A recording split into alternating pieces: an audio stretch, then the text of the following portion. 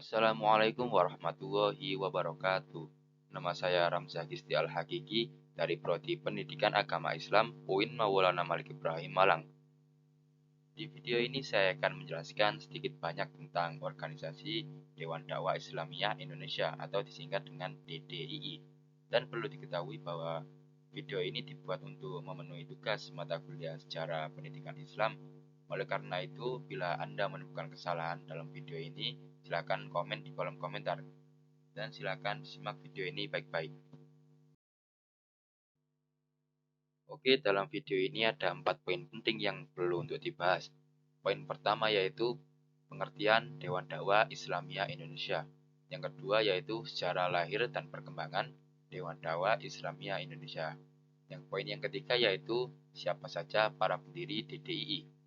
Yang keempat yang terakhir yaitu perkembangan Dewan Dakwah Islamiyah dari masa ke masa. Langsung saja kita membahas pada poin yang pertama yaitu pengertian Dewan Dakwah Islamiyah Indonesia. Dewan Dakwah Islamiyah Indonesia atau disingkat dengan DDII adalah organisasi Islam yang beraliran Sunni di Indonesia yang memiliki tujuan untuk berdakwah dan menjadi salah satu organisasi dakwah paling terkemuka di Indonesia modern.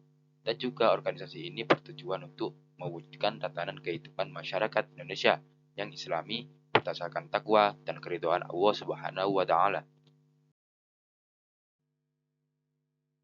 Lanjut kepada pembahasan yang kedua yaitu tentang sejarah singkat, perkembangan dan kelahiran Dewan Dakwah Islamiyah Indonesia. Awal mula berdirinya organisasi ini disebabkan karena dibubarkannya dua partai besar yaitu PSI dan Masyumi yang disebabkan karena para pemimpin partai tersebut dianggap terlibat dalam pemberontakan PRI atau Pemerintahan Revolusioner Republik Indonesia.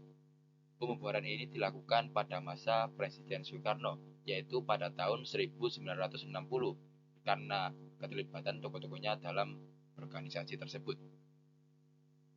Dan setelah Partai Masyumi dibubarkan, Muhammad Nasir dan mantan anggota partai lainnya bertemu untuk membuat organisasi DDI, yang mana organisasi ini berfokus pada kelas menengah ke bawah dan kaum miskin kota yang mempromosikan hukum syariah dan ketaatan ritual Islam sebagai solusi untuk penyakit masyarakat seperti korupsi pemerintahan, mistisme Jawa, liberalisme Muslim, dan dominasi ekonomi orang Cina sebagai gejala konspirasi yang lebih besar untuk mengkristenkan Indonesia.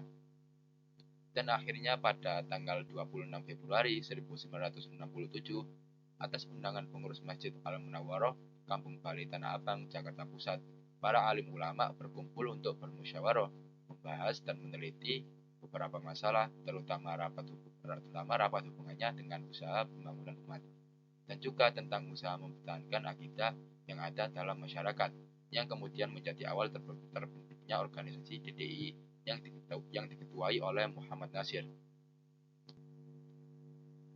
Baik, itulah secara singkat perkembangan dan lahirnya DDII. Lanjut kepada poin ketiga yaitu para pelopor atau pendiri Dewan Dakwah Islamiyah Indonesia. Para pendiri organisasi ini adalah tokoh Islam yang terkemuka di Indonesia, yang juga para pendiri bangsa.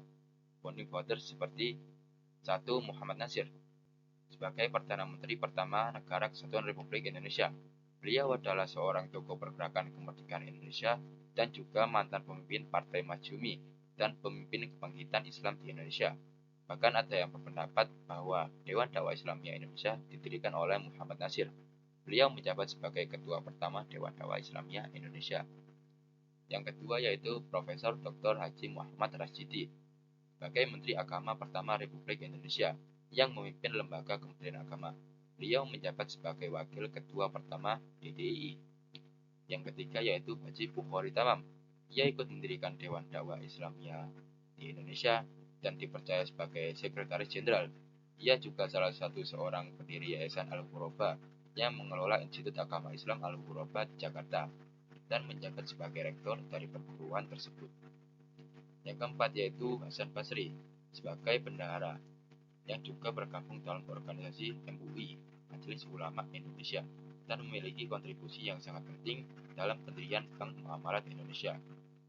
Dan dari keempat tokoh tersebut masih banyak tokoh pendiri DTI yang menjadi tokoh terkemuka di Indonesia seperti Muhammad Roim sebagai Menteri Luar Negeri Republik Indonesia, Muhammad Syafruddin sebagai Presiden Pemerintahan Darurat Republik Indonesia dan Gubernur Bank Indonesia pertama, juga Burhanuddin Harahap sebagai Perdana Menteri Republik Indonesia, dan masih banyak tokoh-tokoh Indonesia lainnya yang ikut mendirikan Dewan Dakwah Islamiyah Indonesia. Oke, kita sudah mencapai topik yang nomor 4, yaitu tentang perkembangan Dewan Dakwah Islamiyah Indonesia.